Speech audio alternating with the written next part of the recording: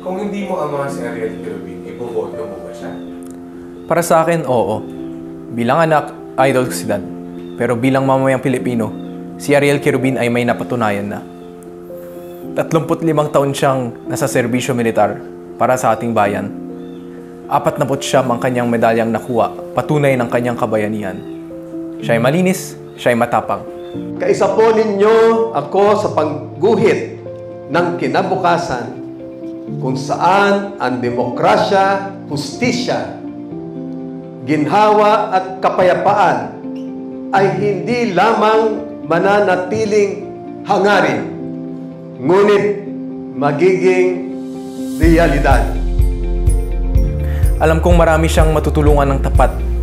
Mahal niya ang ating bayan, katulad ng pagmamahal niya sa aming pamilya. Minsan lang dumating ang mga tunay na bayani na tulad niya. Sigurado akong gagalingan niya. If not for us, at least sa paborito niyang alaga. Yeah.